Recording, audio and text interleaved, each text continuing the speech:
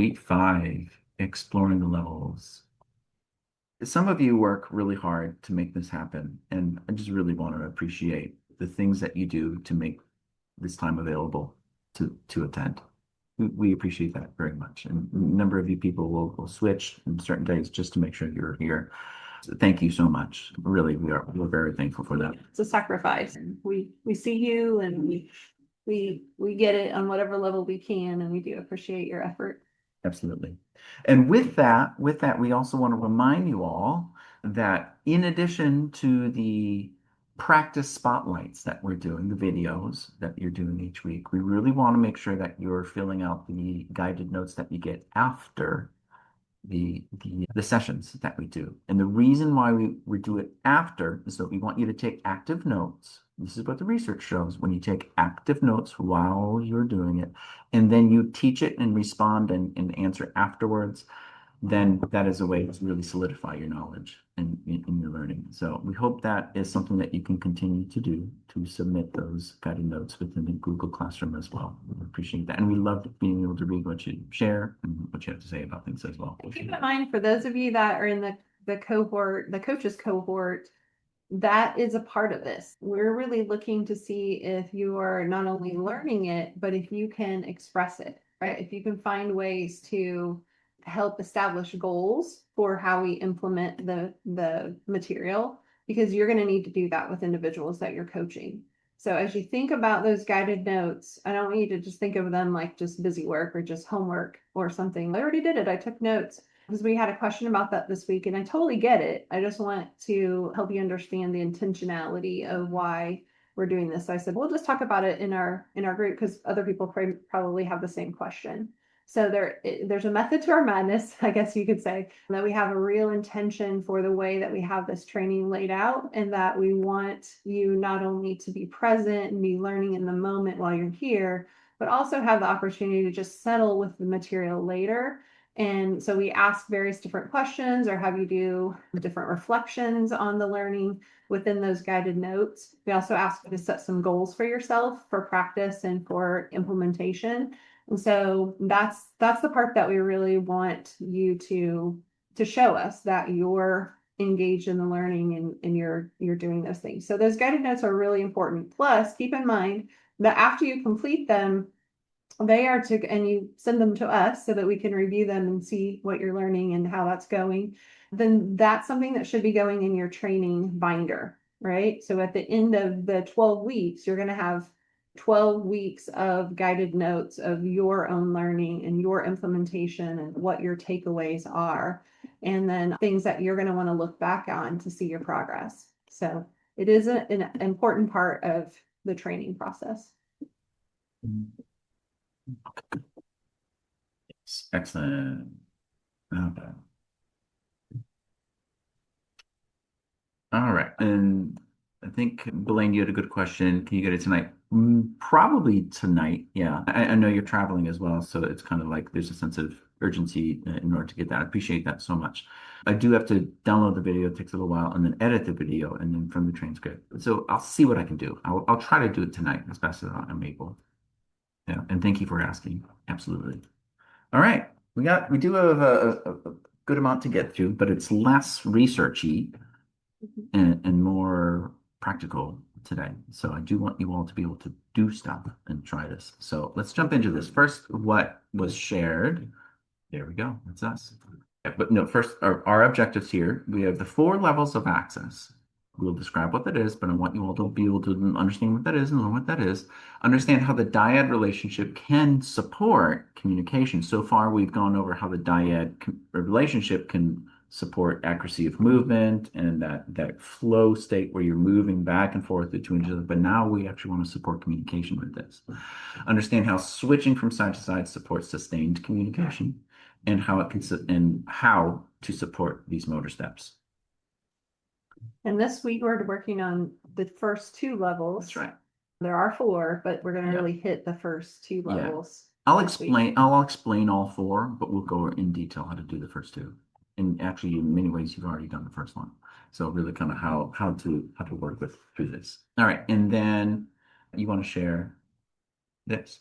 Yeah, so before we get to that, I gotta Oh. do a little demo. Do it. Okay, so related to communication opportunity, I want to talk through what do you do when things are not working, right? When there's dysregulation or where the communication, like the full-on spelled communication, if you've gotten that far in other methods and now you're here and you are finding that there are just times when that just doesn't work. There's times when we can't access that. Those times we get discouraged. Those times we maybe feel bad. Maybe we're noticing a lot more emotionality with our speller.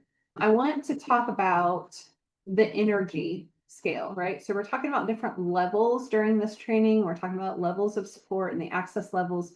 But I really want you to think about levels of energy that you bring to the dyad, levels of arousal that you have within your nervous system that contribute to the role that you play within the dyad, but also your individual's role with you and the way that they are in their body able to participate and able to respond to the instruction that you're giving or respond to the exercise that you've asked them to practice with you.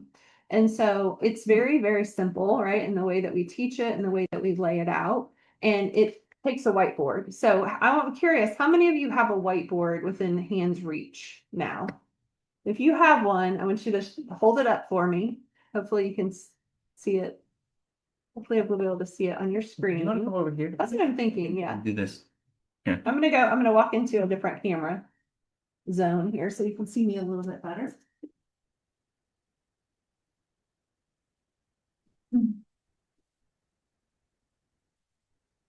Thank you. All right, so here's my whiteboard. Look, how many whiteboards are you seeing there, Eric? All right, Darcy's got hers. If you don't have whiteboards yet, remember we did put a link to those on the classroom. So you can find your own at Walmart or wherever, but we did put a link on the classroom for an Amazon purchase. Okay. All right. So every time you come to class, I really want you to have one of these. Every time you're working with your child, I really want you to have one of these within earshot or within hand's reach. Okay. The reason for that is because they are so handy, right? And they're going to really, really help you be able to meet your child where they are, meet your loved one where they are, and then move to the next level, right? Or to the next energy place. So the very first thing that you're going to do when you're talking about an energy scale is you're simply going to take a marker and a whiteboard and you're going to write 10, 9, 8, 7, 6, 5, 4, 3, 2, 1, and 0. Just like that. Okay. Doesn't get any simpler than that, right? And now what you're trying to figure out is what is the energy that I need to be in or I want to be in to move my body well? What's the energy that's going to allow me to have the best access to my regulation, my purposeful movement, my reliable communication, and so on and so forth. Okay. So all of you right now on your whiteboard, if you don't have a whiteboard, just find a piece of paper. There you go. Thank you. All right. I'm seeing examples. Mariana, thank you. I want you to, and you notice I'm holding this long ways, right? A lot of times we use a letterboard like this direction, but I think this works better. And then I want you to think about for you, those of you who are parents who are here or coaches or whatever, I want you to think for yourself, where is your best energy, right? And the reason I'm asking each of you to do this is because we each have different perfect energy, right? I was talking to a family earlier today and I said, for me, my best perfect energy is probably at about a 4, right? If I get a little too high, I talk too much and I can't think about what I'm supposed to be doing and I lose track of what I'm doing. But if I'm at a 4, I can focus. I can get myself to do what I need to do. I can help someone else regulate. So that's a good place for me. I was guessing that maybe Eric runs a little bit higher than that. Oh yeah, I'm like a 6. Right? So his perfect would be at a 6. Okay. So what is yours? A lot of people think, oh, 5, right? 5's smack dab in the middle. That's perfect energy. So if you can't figure it out, start with a 5. But now what I want you to think about is what does that mean? Okay. So for me, a 4 means I'm breathing regularly. So I'm noticing I have good breathing. I am regulated in my nervous system and my body. So my body is able to be in one place without moving around too much, right? I'm able to think clearly. I'm able to focus. And I'm able to be most productive.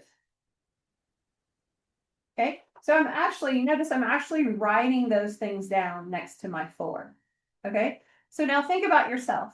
When you're at your best energy, some of us are like overachievers and we're going all the time and we don't get much sleep, right? So we might not really think about what is our best energy. It's just like wherever we are, that's where we are. But I really want you to take a step back and think about what is your good energy. Okay, and what does that look like in your own body? How would somebody looking at you know that you're in the energy that you're trying to be in? Okay. So there's that step. Now I want you to think about the last time that you felt dysregulated,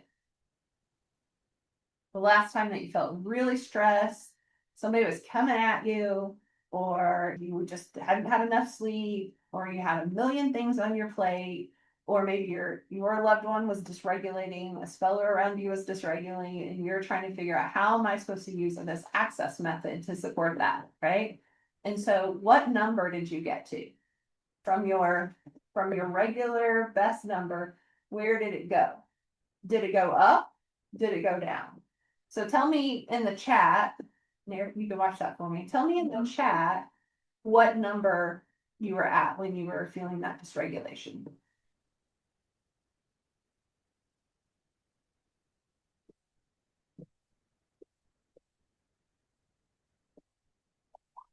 Yeah.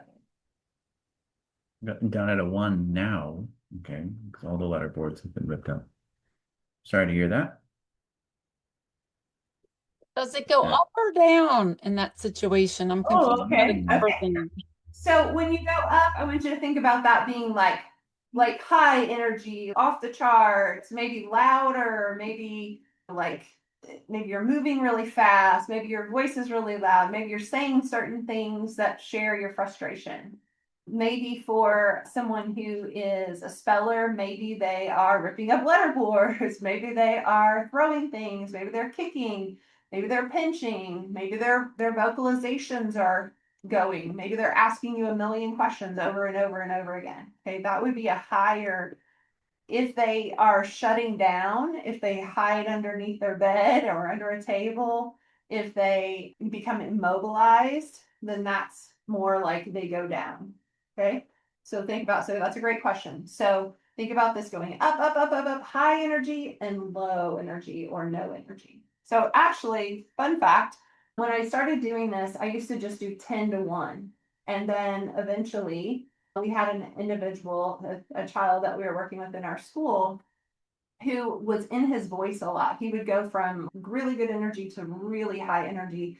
And as soon as he would go up, he would scream and he would be really dysregulated in his body and he would run around and he would hit himself and he would hit the table and all the things. And one day I was like, let's check your energy. What's going on? Let's figure out. And he kept touching the bottom of the board. And I'm like, okay, get your finger to a number. Which number? And he just kept touching the bottom of the board. And I wasn't getting it. And he eventually grabbed the board, flipped it over because we had a letter board like this on the back.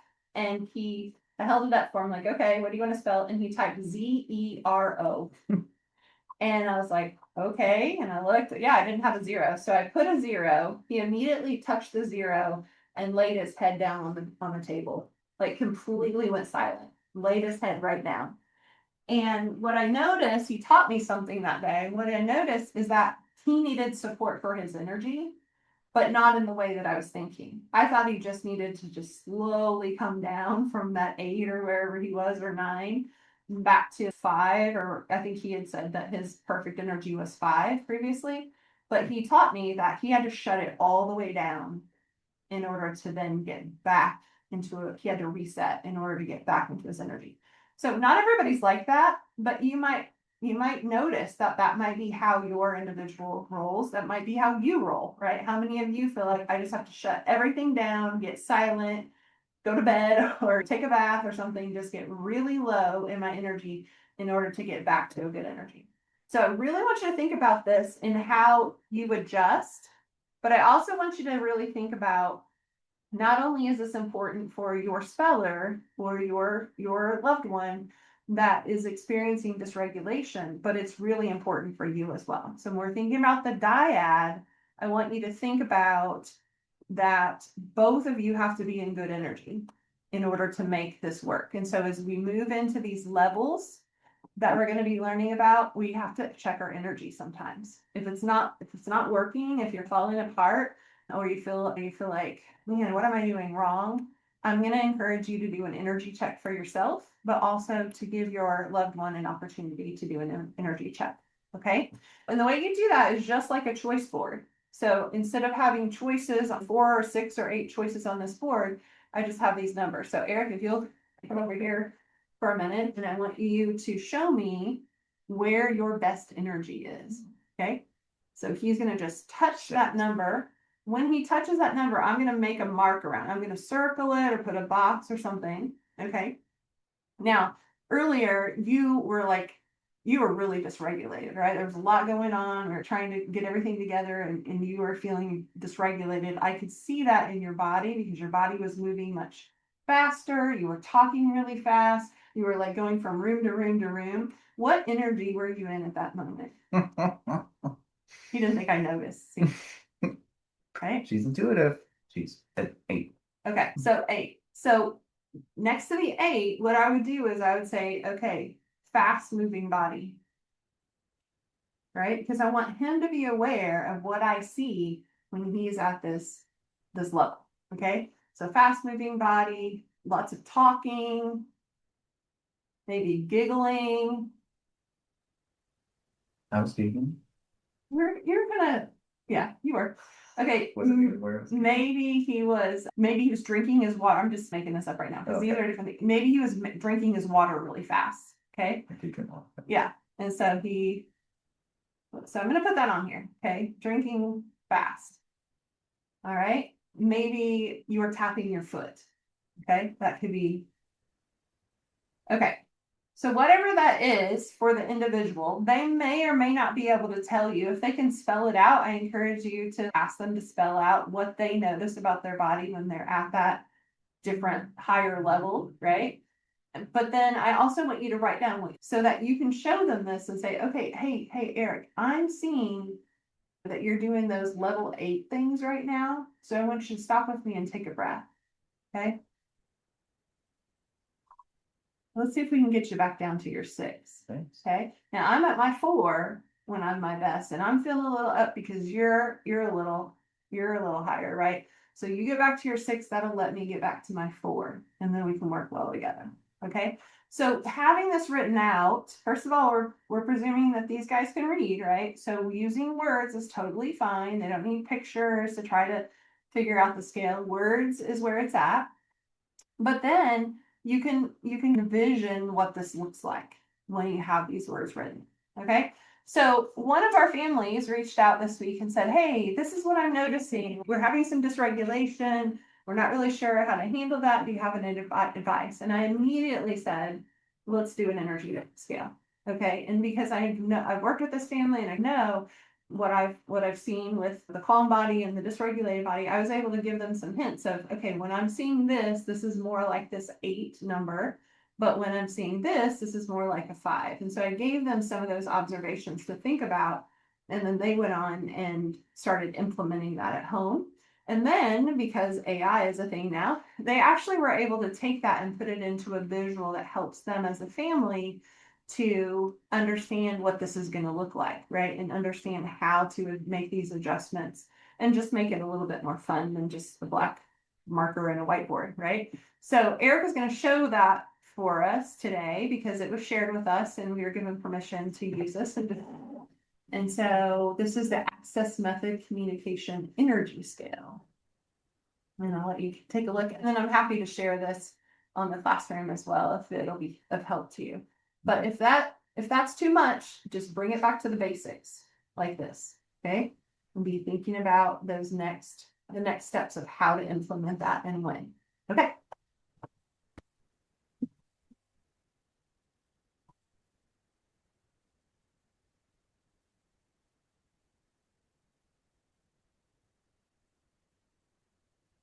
So this is what was shared.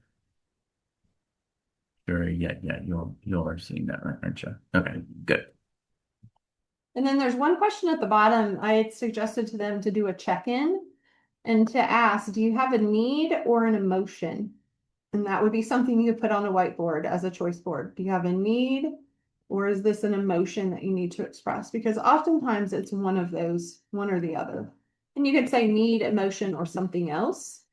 But checking in on those can be a really good first step to start a conversation of where things are off track in terms of energy or arousal.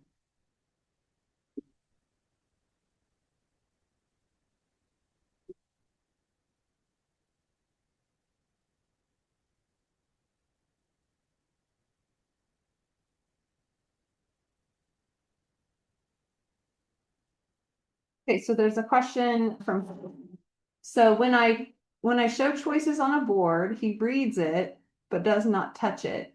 So like with this, he would just keep saying 10, 9, 8, 7, 6. Yeah.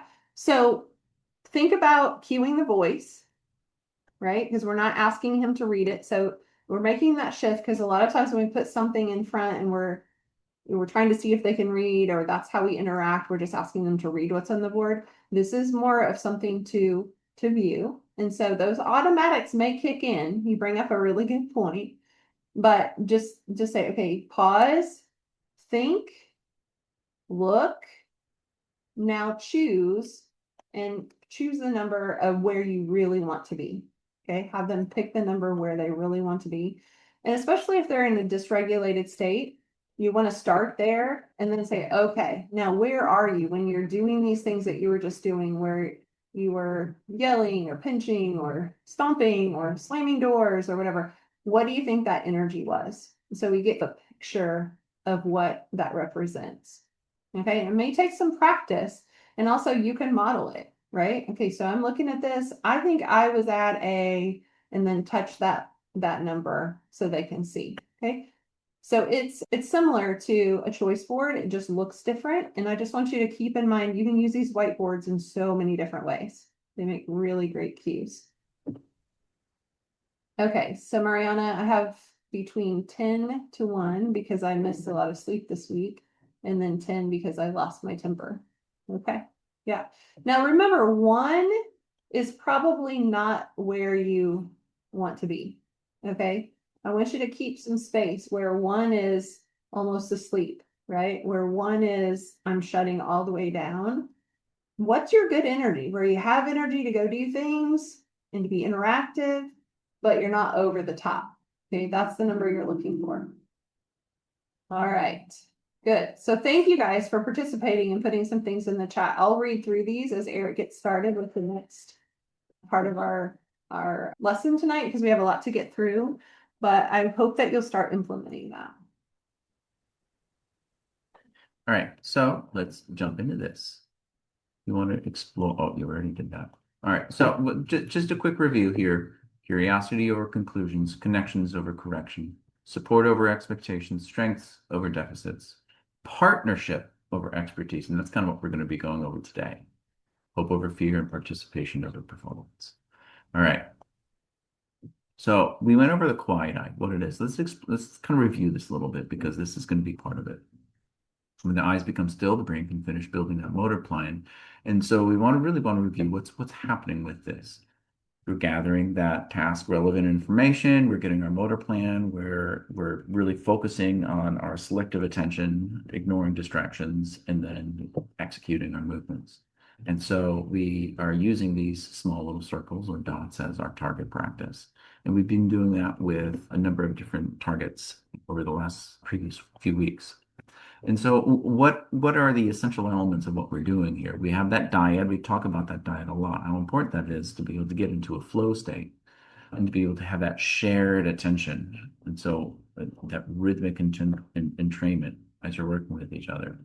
So let's explore a little bit more about this. Now, where do you look at when you're looking at this letter?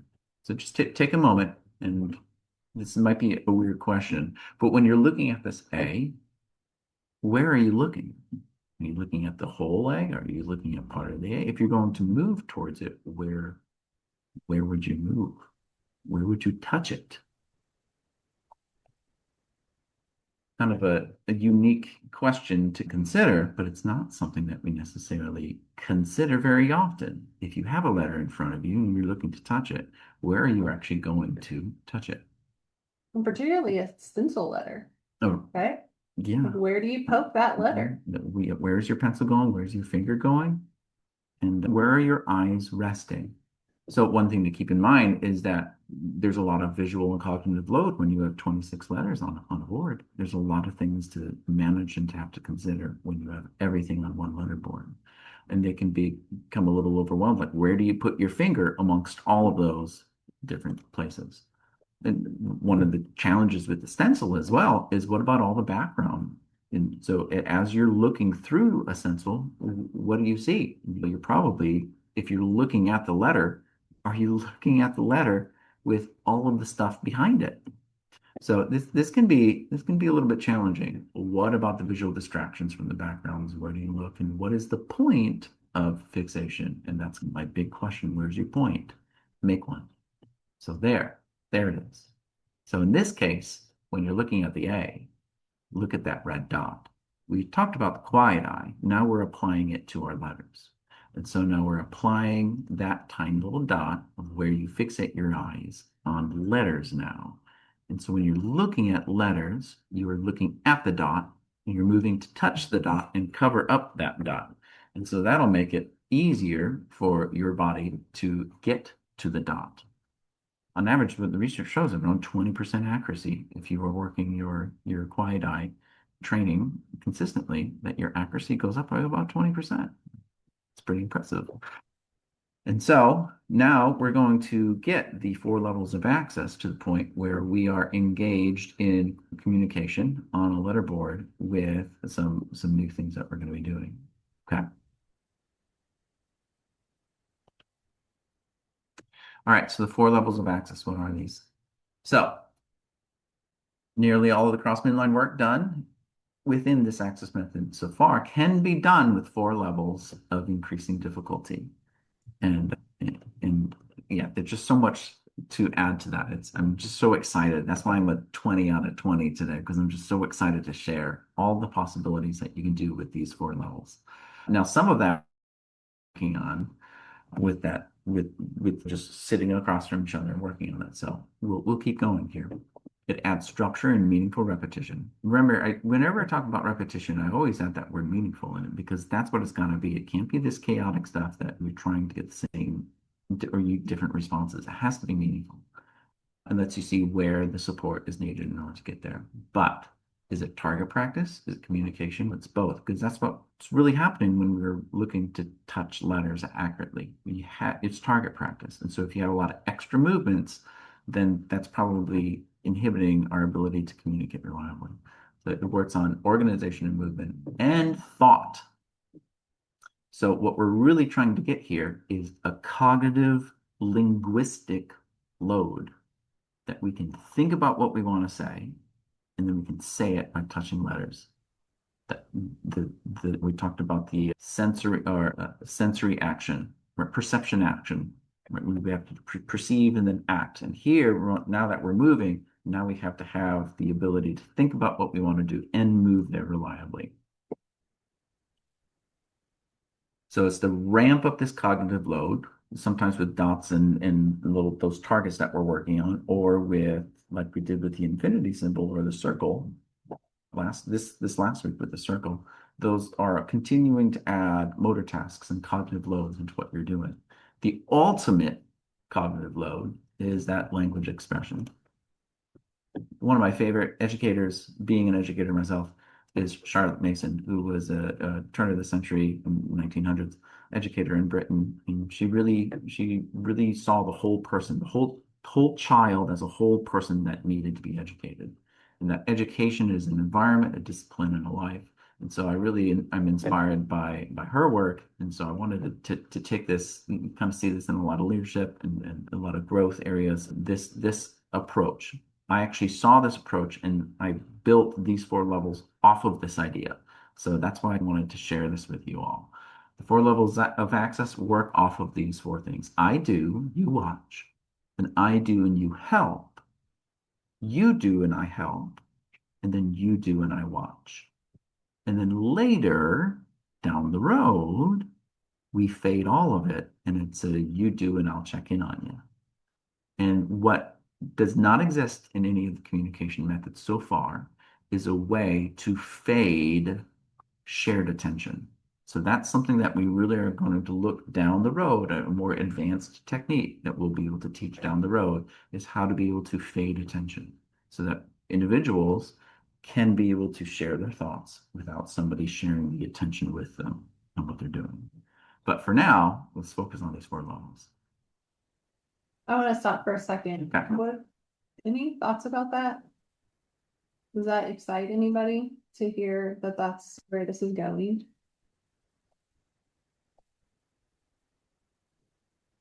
You guys have any questions or thoughts on that right there? Can you repeat that question? I didn't hear it. Sure. The statement that I was just talking about is at some point, an advanced technique of the access method is to fade, to remove the shared attention that you have with the person that's communicating with you, that you're supporting their communication. So what that looks like is, okay, you go ahead and share your thoughts. I'm going to the other room. I'm not just going to be sitting here and watching you touch every letter. I'm going to leave. I'm going to come back and check in on you, and you can tell me what you think about, I don't know, the sunset, how beautiful it is. But the only way that happens is if we build the trust to be able to do that, and also the person's ability to rely on their own attention, right? And not need your attention to focus on that letter too, right? To focus on that word too, or that message too. And so this is a very different way of approaching spelled communication and partnered communication and supported communication, but it is what everyone is asking for, right? It's what everyone is saying. I want to be independent. I want to be able to do this, but we haven't been building in the skills to get there. So the access method is being very intentional about designing the steps of the confidence in the body, the confidence in the shared attention, and then eventually the fading to you're driving this, you're in that seat, and I'm just here watching until I don't need to be watching because you got it, right? And so that's pretty exciting stuff, and it's pretty revolutionary, honestly, in the whole scheme of spelled communication. And so I'm looking forward to you guys walking this journey with us and seeing how that plays out. Indeed. Yeah, it'll be fun. All right, let's keep going.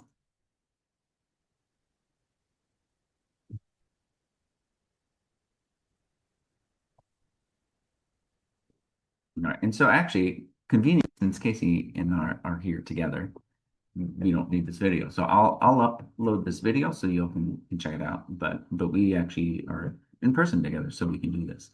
So what is happening here is that you are sitting across from each other in that dyad relationship that we are really nurturing and really trying to focus on here. And as you are doing that, you are holding the board just like you were doing with the dot and with the circle and with the 2 dots. And you're holding that board side to side and you're switching from side to side, just like you did with the drums, but now you're doing it with the letter board. Holding that letter board, moving it side to side. And so this is how this changes. Hold out your letter board. All right. And then as you do it, the first step is I switch, and then you as the participant point, you touch, and then I switch, and then you reach and point. I switch and you point. Switch and you point. Let me go over to the other camera too. I also think that the videos are good for demonstrating it, showing it first, and then we can break it down slower with Yeah. this. Yeah, totally. let's do that. In fact, And actually, that way it'll be on the video. and Christina, I actually have a video of you and Jacob doing it as well, as you were doing a little bit. I can share that if that's all right with you too. Because I was looking through it. Yeah, okay, because Jacob was one of the first people ever to try working on these things. So I'm really appreciative, one, that he is participating in doing all this as well. Yeah, let me pull up that example. I do want to share that. I think that would be really great.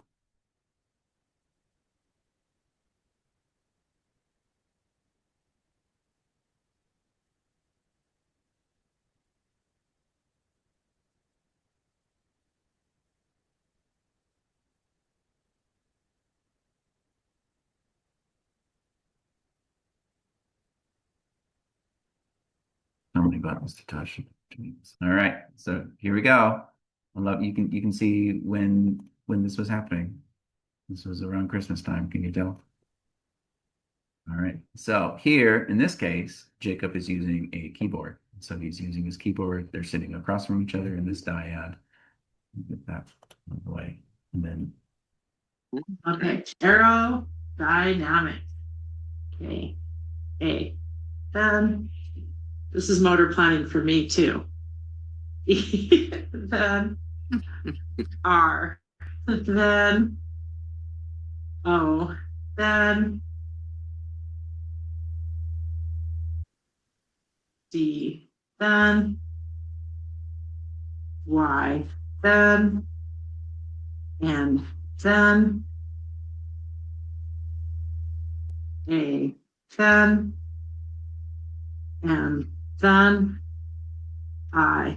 Then C. Then you gotta get it. We finish the words, you get your return. Aerodynamic. Aerodynamic. I think we must have missed a letter because it has a dot under it. so that was just one word. That was just one word as we're working back and forth between them. Thank you, Christina, first of all, for trying that. What was that, a year and a half ago or something like that? That was a while ago. I think that was a while ago. So I appreciate you being able to share that and go through this process with us as well. Okay, so it's been refined since then. So let's kind of watch this next video and we can break it down a little bit as well. So Casey and I no.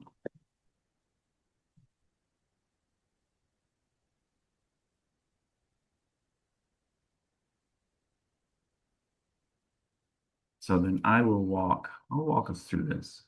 I don't think to have the just be there we go.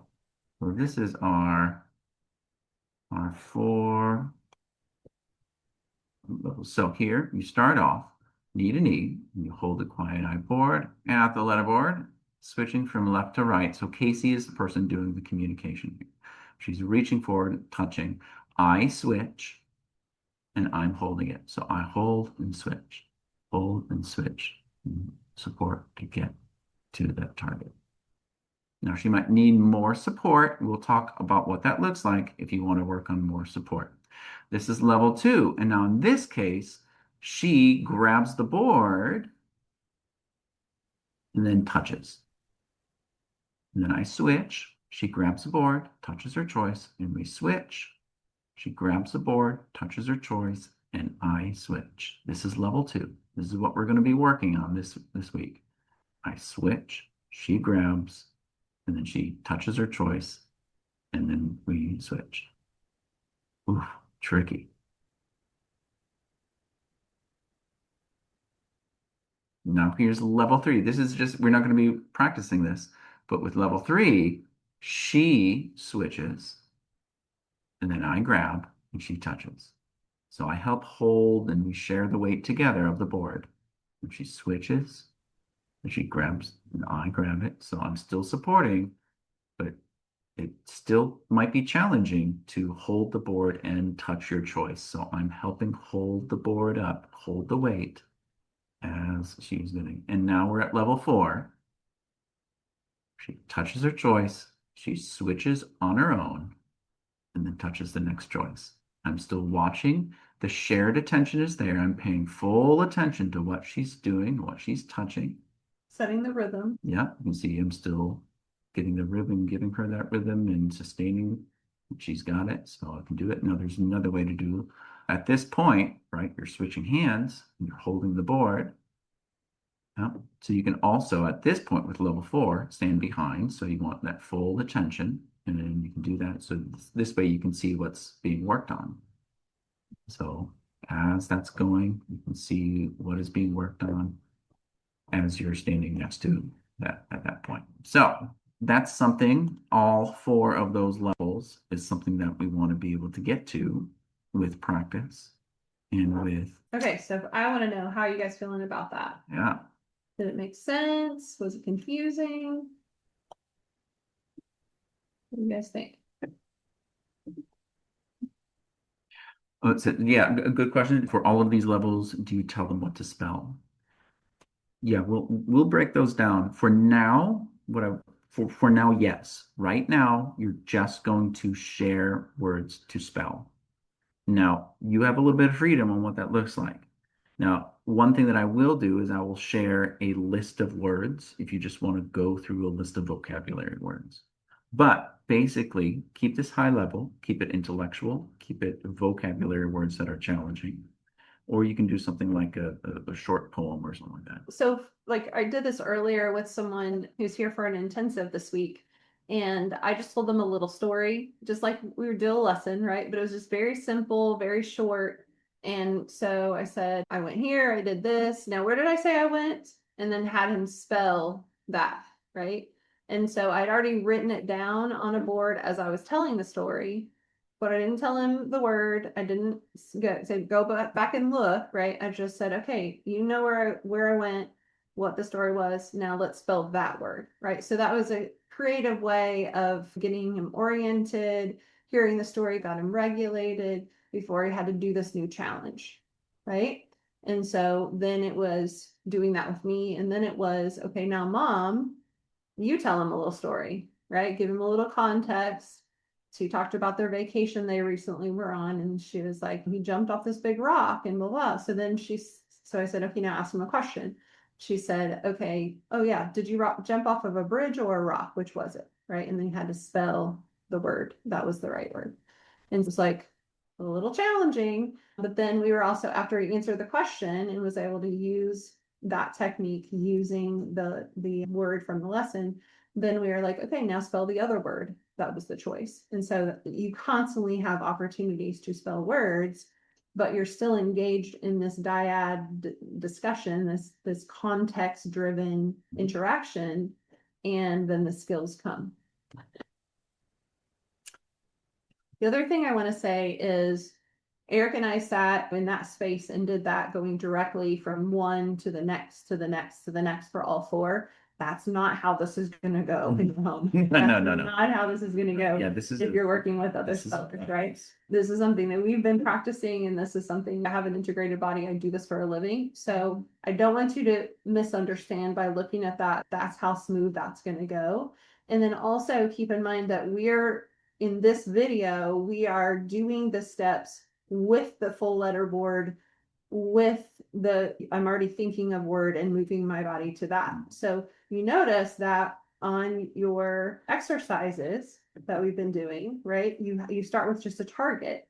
And these 4 steps, we're going to teach you how to do those 4 steps with that target, with that circle, with that infinity symbol, right? Or whatever the exercises are that you're working on. You can practice these steps with those exercises and eventually get to the letterboard. If you're ready for the letterboard, you're going to be able to move into that. But if you're not there yet, it's okay. This is just upping your challenge to work through the motor planning, the dyad work, the rhythm, the intentionality of these steps. Yep. Right? I'm doing this.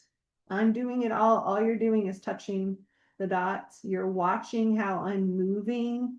You're watching how I'm gripping this, right? And then eventually you're going to do it. And now I'm going to watch you do that. right? Yeah, this becomes a scaffold, a template for learning how to do a ton of dynamic and complicated movement with varying levels of cognitive load. And so as you go up the difficulty of cognitive load, what we're going to do is probably go down the levels, but we're going to continue to add difficulty as we're going on. And so really what I want you to be considering is that we don't want to cognitive load is definitely something challenging. A lot of people talk about that seesaw. If you might have heard of that seesaw. And that point, I'm not too worried about it. You can add in a ton of cognitive load, but do you have the motor support to be able to do it? And so it's about the support, not so much about the motor ability and the neuromotor ability. How much support? So as we go down the levels, you're adding in more support to be able to do higher cognitive challenges and more cognitive load. So really what I want you to be thinking about here is that we are learning to be dynamic with our thoughts and our movements. And so each of these levels, I want you to get comfortable at because you're going to be repeatedly going back down to level 1 and trying something harder, and repeatedly going to level 2 and trying something harder. And okay, now we're at level 4 with this movement. Let's do it with this movement. And let's do it with this word. Let's do it with that word. So Melanie has a good question. Are you moving through the levels only after the communicator is open at one level? No, you can explore any of these movements, any of these levels for any movement, whether that be a circle, whether that be an infinity symbol, whether that be a dot, or you can do it with a ton of different words and just exploring all of these different words. So by that, let's get 1,000 words under your fingers where we both know what the words are. And this is just vocabulary words. And we're just practicing getting going. But also, can you do this while you're standing? Can you do this while you're sitting? Can you do this while you are kneeling? Can you do this while you are laying on your back? Can you do this when you're laying on your stomach? So all of these levels are highly dynamic in what you're going to be doing. And yes, we will be exploring all of those different positions as we are working through some of these because that's really hard for a lot of people. Mhm. Okay, so not to get too far ahead of ourselves, we're not working on level 4 because that's really hard to get to for some folks. Some folks can get there, but what we're just focusing on is we've done level 1. Now we're adding in the ability now for the other person to hold the board with you and then get to their choice. So that's really what we're adding in this week is how to get to that choice while you're also holding the board with each other. That's going to be really challenging for a lot of folks. So that's the challenge. And so let's break down what these rhythms look like as well. Let's see real quick. So we have quite a few questions or comments in the chat, so I don't want to leave you guys hanging. I'm trying to respond to them a little bit. Couple things I just want to mention is that this is going to be a process, right? And everybody's going to have different ways that their individual moves or things they may have to problem solve or ways that you have to implement it with them. But I like what Eric said about thinking about the dynamic movements, right? If you're just constantly doing it the same way every single time, the body is probably going to get bored or the body is going to get frustrated or whatever. It's like this is not intended to be repetition, repetition, repetition, but it is intended to lay down the pathways of the movements that are needed in order for this independence to come, right? And right now we're really focused on interdependence, right? And if you never get past interdependence, I think that's fine. That I know that that's not what a lot of our spellers want, right? But the interdependence and creating that safety within that and that security within that for both you and for your speller, that's what this is building. That's what this is driving, right? And the trust in that you understand where the motor is falling apart. And until you do these exercises together, you really sometimes don't know. But when you do these exercises, you start to be able to see more and more where things are falling apart, right? And then you start noticing, oh, I have to cue more here. We need more rhythm here, or I need to change the position of the board here, or I need to have them get their thumb ready before they have to put their thumb on the letter board or that exercise when we get there. So there are some different ways that you are going to work through this, depending on the body that you're working with, depending on where you are already in your spelling skill practice. One thing that I want to mention is that we have some fluent spellers, right, represented within this group. And we don't want you to present this as, oh, you have to go all the way back and start again, right? We don't want anybody to feel like what they're doing is not good or worthy. What we want them to feel like is that in order to have more versatility and more dynamic access to their movements, we're just adding more to the vocabulary, so to speak, right? More to the system of supports and systems of solutions for those motor breakdowns. So that when you get stuck, you have something to switch to. You have something else to do instead. Because we talk to a lot of families that just get really stuck and backed in the corner because they're only taught a couple of things to do. And then if those things aren't working, they get really discouraged, right? Or they're like, oh, my child's not doing it, or my person's not. And then a lot of them end up stopping, right? They don't move forward because they don't have a way to navigate those changes or those stuck points. And it's hard for us to understand someone getting that stuck that they feel like they have to give up, because we do, and we have for years had so many different ways of changing the game or switching around so somebody can make a breakthrough there. So that's what we're kind of trying to teach you, is how to get to that place where you don't just get yourself locked into, okay, we're just stuck and we can't move on, to, oh, that's not working, let's do this. Okay. And I think having these exercises and having these steps allow you to go forward. Okay, let's come back. Oh, let's switch to this. Let's use this other board. Let's just keep working at it, but let's do things that are progressing us instead of getting us locked down or stuck. Yeah, and some of you are talking about, okay, what if we're not open? So we actually have two different pathways that we're really focusing on here, because we recognize that there is oftentimes this challenge with, okay, we can't move forward until we're open with this, or we can't move past the stencils until we're good. We can't do the keyboard until we're open. But what we are saying is that we want you to do all skills at all times. Last week, I talked about thinking like a musician and training like a musician. You're not going to, as a musician, master every single element of Jingle Bells before you move on to your next song. No, you are always going to progress to the next song and the next song, and you're going to work on numerous skills at the same time. And so this is an important part. We have two pathways that we're focusing on. One is that motor learning pathway. This is where things are going to be less open, and you're going to be focusing on getting the skills to get to your target accurately and reliably. So this is the training focus, where you really say, we need to get to the target, and I will support you to get to the right target. So the word is brilliant. What do we need to do? Be good. And then where are we going next? Ooh, you were just right off the dot on the R. So let's get right on top of that dot. Ready? Right on top of that dot on the R. There you go. We're going to switch sides, and we're going to practice getting a hand that's no extra movement, just straight to it. What I call errorless practice. We're going to support errorless practice, where you are helping someone craft a motor plan that is accurate and consistent and reliable. So that is the motor learning pathway. Then later, yes, as we're developing and building this skill, we have an expressive pathway. I have done this back and forth, levels 1 and levels 2, with someone that I had just met, and I was open with them. So yes, you can get someone open by doing this back and forth in this way.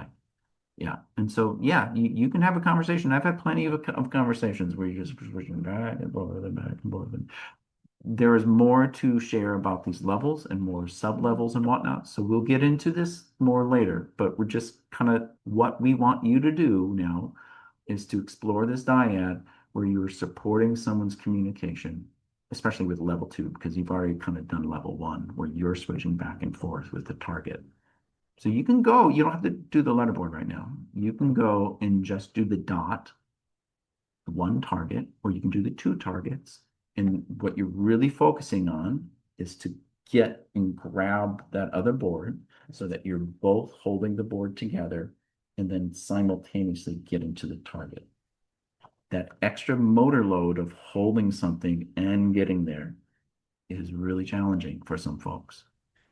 On the flip side, though, it does provide them a separate support that they don't have without it, Mhm. right? So if I can borrow your board for a second. So when you are holding this for them and all they're doing is coming from their own body to reach across their midline to touch that dot, this hand doesn't have any support, right?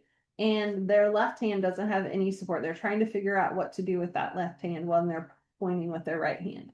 But when you move to level 2, and now they're thinking about a step with their left hand before their right hand Here, touches. send it over to the camera, Okay. because I think that'll just be easier to show.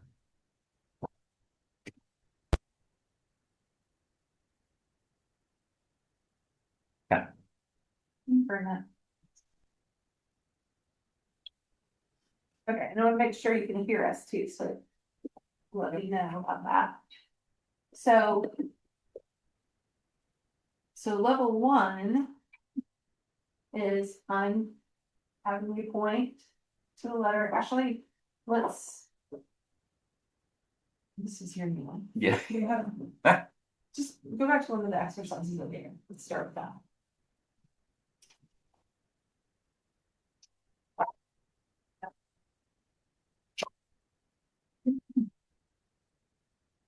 Okay, so we got the circle, right? Okay, so here's where my thumb goes. And right now, we're not worried about their thumb, we're just having them touch the top of the circle. Good, and then I'm coming over here, it's touching the top of the circle, now the bottom. Good, bottom. Good. Side. Good. Side. Good. Top. Good. Top. All right, and now we're gonna trace. Nice, and trace. And now stop.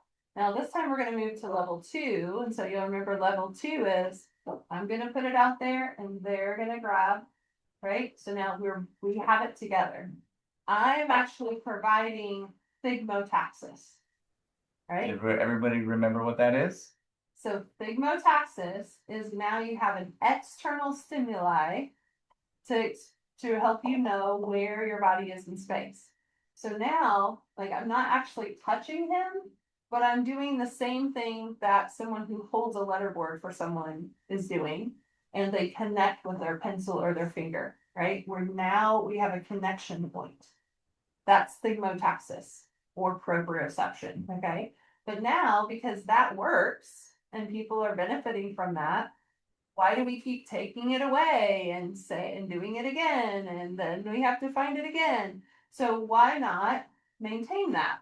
Maintain that thigmotaxis while they independently point or trace or touch top and bottom.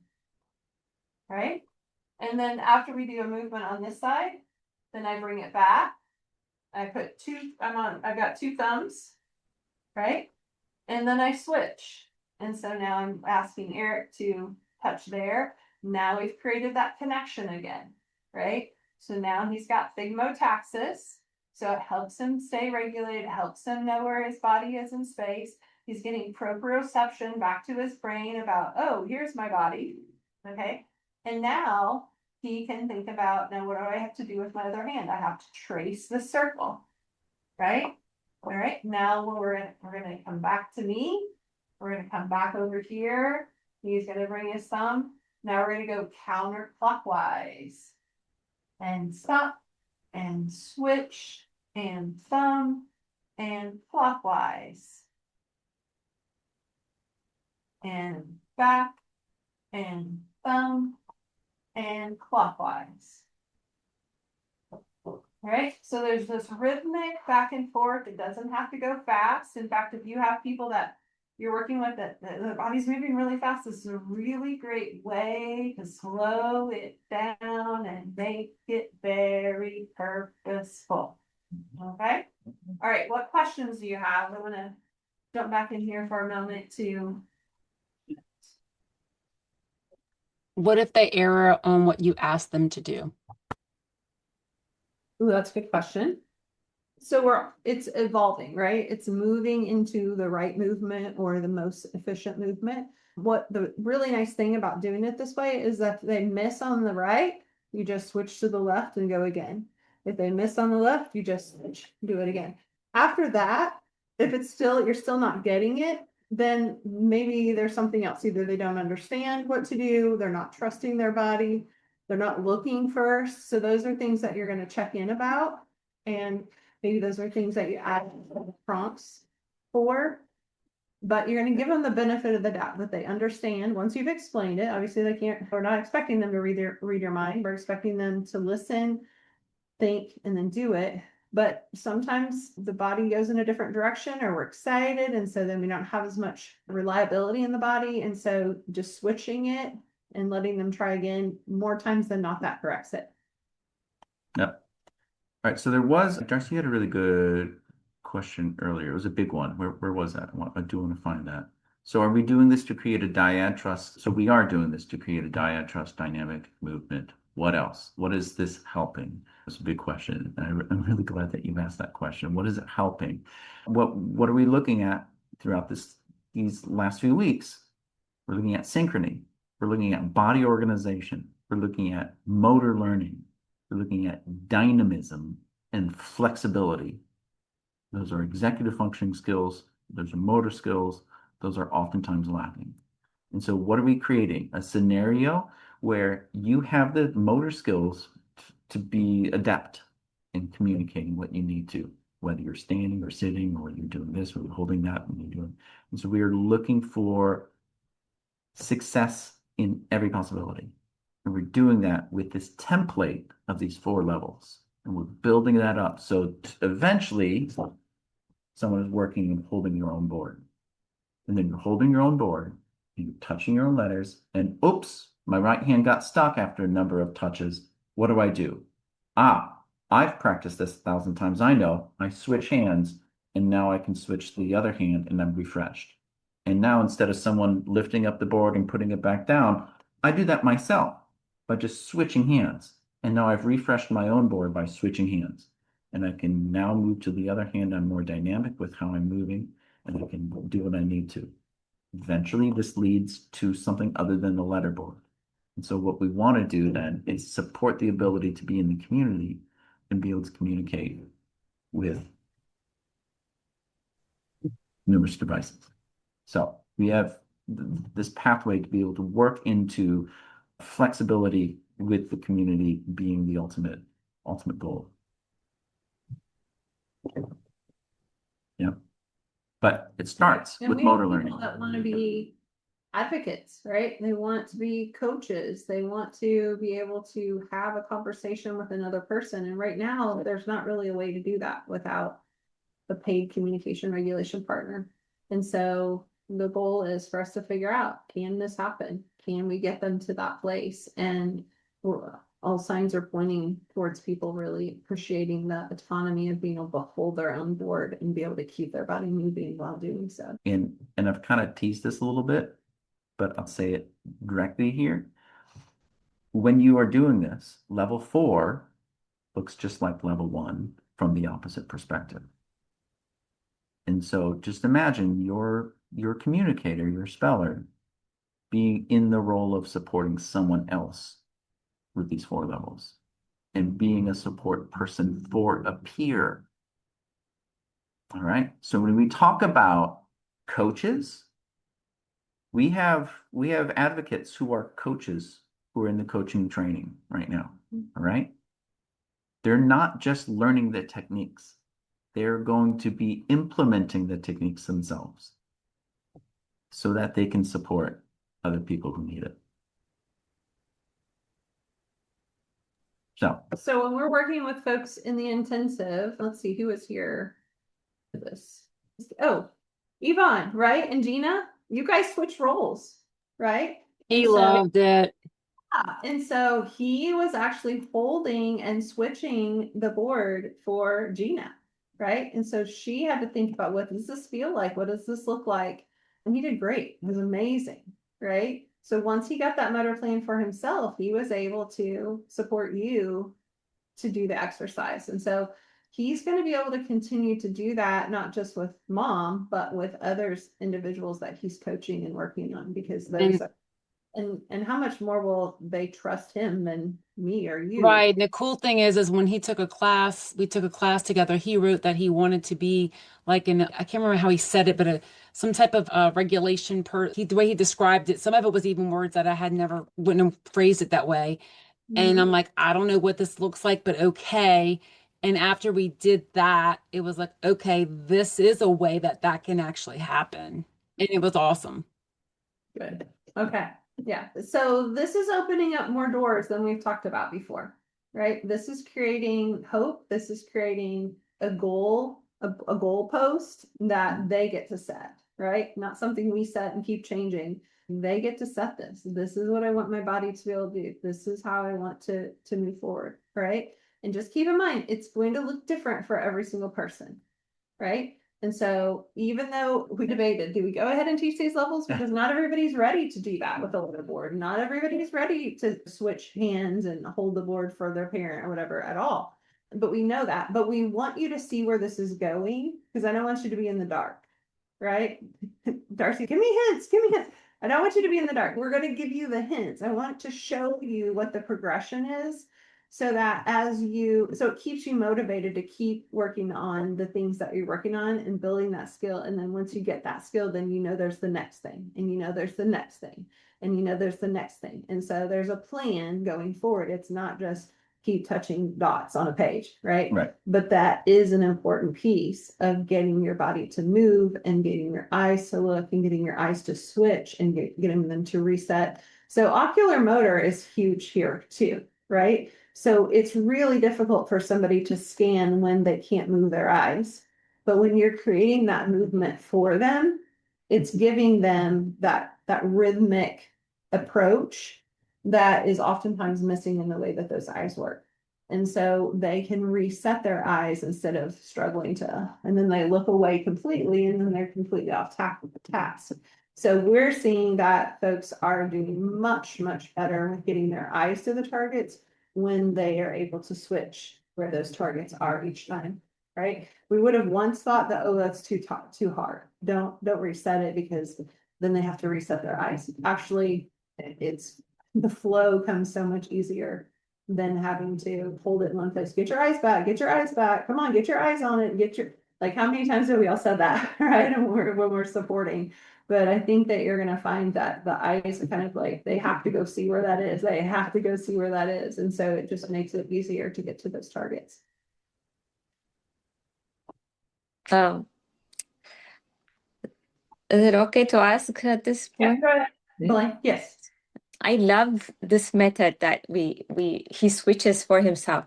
But one thing is he likes putting his elbow by his side, so the board is towards me instead of towards him, and it bends that way. Okay, so he's doing that when he's holding it by himself, yes? When he's switching with me, Okay. he's not by himself yet. But Okay, good. Okay, I was afraid that you were moved ahead too fast.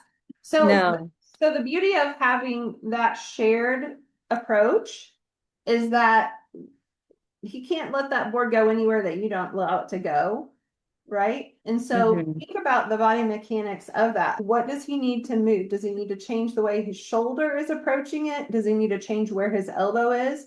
Some kids get their elbow way up and out when they're poking at letters. And I always say, bring your elbow down, because and sometimes then they get it locked in, but then they don't have the range of motion that they need. That's what the problem is with us. Like, he's so stuck here. Like, out a little bit more so that he can reach for it, and so that his elbow isn't locked in. So he's used to stabilizing his arm here, right? yeah. that's his compensatory strategy, which is brilliant, right? When nobody else is giving you that thigmotaxis that you need. So he's like doing this Right. compensatory, but now he can't reach, or if he does, it's right. And so Yeah. so now you need to remind him, like, where's your elbow? Okay. Think about straightening your arm. So when you reach your thumb out, you're going to be straightening your arm, right? Mm. To get there. Right. And this might be one thing that's helpful. And Eric, I don't know if you're doing a session with them, but it might be helpful to have you coach him to hold it for mom, and then have it like where you can't reach it unless he's reaching it out. Ooh, fun So challenge. when Oh, target for get a you, little further from him. you sit back further from him so that he has to get it to you. That's his job, is to get it to you so that you can touch it. Okay. And that may help him remember, I have to do that extension so that I can make this work. Yeah. Eventually, when he's switching for himself, right, and holding it for himself, he may very well go back to stabilizing his arms here, and he'll have the board in front of him, and he'll be able to get. It may not be a bad thing, but the dynamic nature of this activity is that we don't have to accommodate him always doing it the same way. We want him to move. We want him to have full access to his body and his movement. Okay, does that help you have some ideas of things to try? Yeah, I think that's good. The other Okay. thing is he holds with his thumb really tight, and it's hard. I have to really grab it away from him, so it distracts us from Sure. our spelling. Is really tight, or he plays with it here because Uh-huh. to get some input. I think he that feeling of playing Remember with the it. antecedent approach, right? We talked about the antecedent approach. What is that? Somebody tell me. Who can tell me what the antecedent approach is?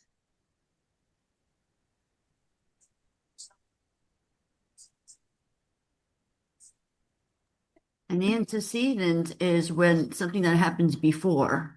Okay, so you're thinking when you're doing the anti-approach support, you're thinking about how to provide the support before this person needs this thing that they always need, right? The thing that always throws us off track, or the thing that they always go seeking. We don't want them to be trying to seek this sensory while we're working, right? So how do we provide that first? How do we satisfy that need or satiate the system first so that the focus can be on the movement instead of on the sensory seeking, right? Yep. And so when you find that someone is grabbing the board and holding on really tight, and you just said probably for input, that's probably because before you handed them that board, they needed input, right? And so then you gave them the thing that they started using, but instead we're going to work on giving some squeezes to the hand first, getting it ready, getting that rhythm in the body, so that when you hand them the board, they're thinking rhythm. Yeah, and so Rhythm. one thing I also like to add here is that you can think about muscle activation as a percentage. And so if you're squeezing super, super hard, Ramon, you're squeezing at 100%. So can you think and can you feel your hand squeezing or you're pinching like that on the board at 50%? Can you imagine, can you feel that when you grab that, can you feel it at 50% instead of 100%? And then exploring those different feelings as you're relaxing or applying force and applying pressure to your grip, what that feels like. So that's also something to explore. Just like the energy level, you want I want to be at a 6. I want my thumb to be at a 60% pulled. So to be able to explore that is something to explore. So the problem solving on these two techniques is going to be something that will this first week as we're doing this is going to be a bit on your own. You're going to have to be thinking about where's the motor breakdown? How am I going to support this? And so before we wrap up, I do want to share one little breakdown on how I like to do this. Okay, is I like to put a rhythm, I like to put motor steps to these different things. These do not have to be yours, but I like these ones in particular. Okay, so you can find terminology that works well for you, but this is what I like. And so what it is that you're holding the board out. You want to sit down? Sure. Maybe not, because they need to see this board. In fact, I might just do this. Okay. So in this case, present, grab, look, as in the other person is looking, support the arm or with the movement or whatever, touch, then switch. So maybe that's how I'm going to do it. How might you do it? And then the communicator is going to be, and might be what you say, support person, right? Maybe the communicator here is going to be telling them to look, grab. Now look at your target. Now reach and touch and hands down. Because I have to switch now. And while I'm switching, what are your hands doing? So while I'm switching and getting ready for the other side, you have something to do. Your hands go down. So give them a target for every single step. Sometimes that can be helpful. And so if there's a breakdown in the motor steps where, okay, we're doing this and suddenly this hand is way off. What happened to the hand? Where happened? Where's the breakdown? Okay, let's find it. Let's figure out. Hands down. All right, now present, now grab. Good. Now look. Now reach and touch, hands down. Then switch to the other side. Or you can do this. So this is level 2. In level 1, the idle hand is going to be, what is it going to do? So it's going to stay down. So then the communicator is going to look, reach, touch, hands down. Look, reach, touch, hands down. Look, reach, touch, hands down. So think not only about how you are going to support this movement, but how your partner is going to do each of those motor steps. And so motor steps are really helpful, not just for spelling, not just for touching targets, but for getting from place to place, for opening your food, for taking a bite, so these rhythm steps are, yes, we're talking about communication in this 12 weeks, but I really want you to understand how much this can support everyday functioning, right? Everyday movement.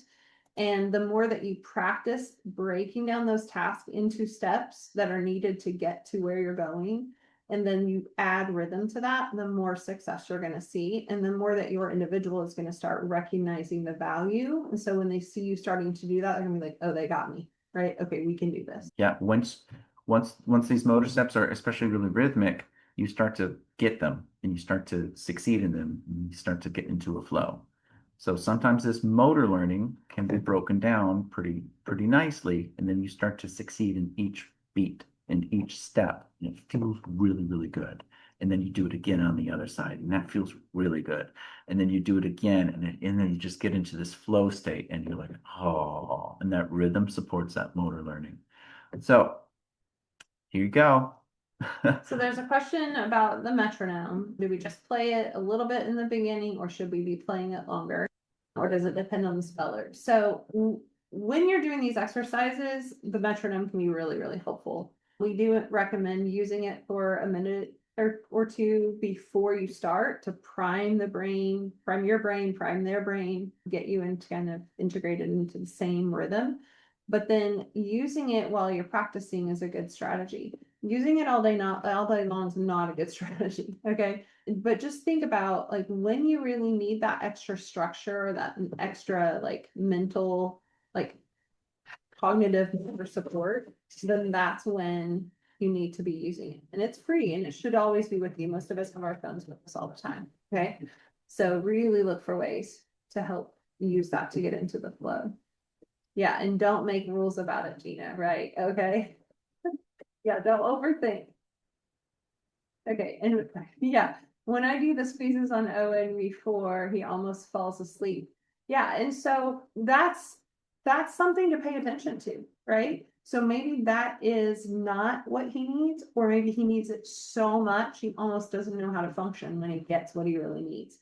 So you're going to have to sort that out. Some people have their energy or their arousal so low that you actually have to do something really upbeat or stimulating.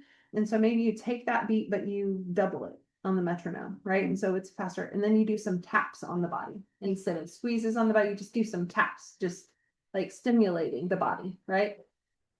Okay. So play with that, but I think that's a really great observation. That's really insightful. And I really think about that.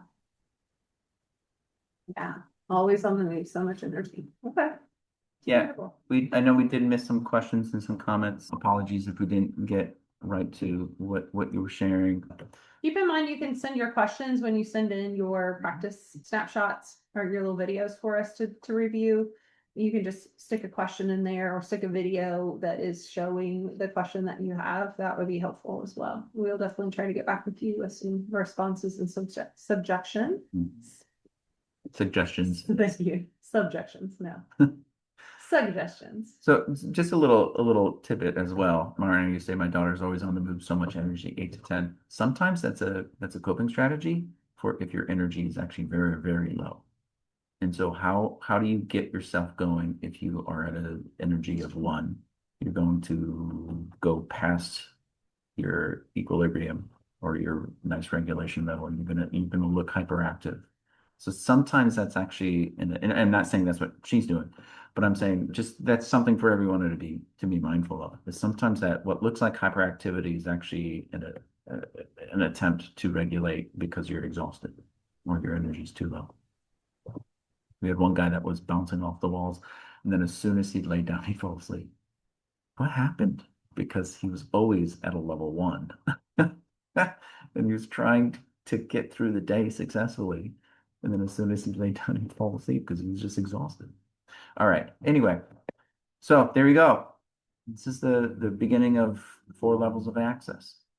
Hope it hasn't been too overwhelming, but I hope as well as we go through and you start to try and practice and problem solve, because that's what this week will be. It'll be like, okay, we're trying this, but here's an issue.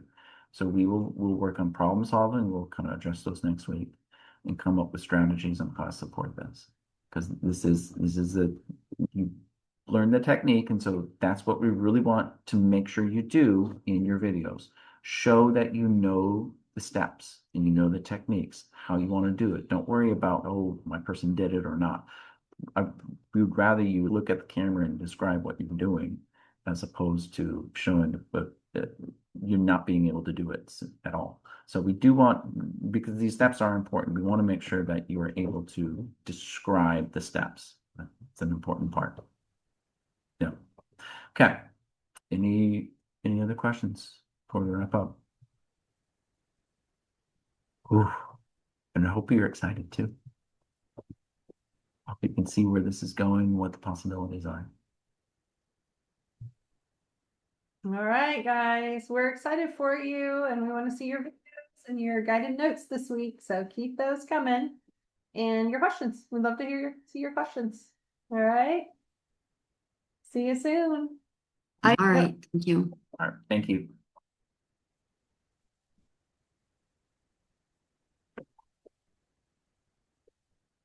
All right. Y'all are looking good. See you later.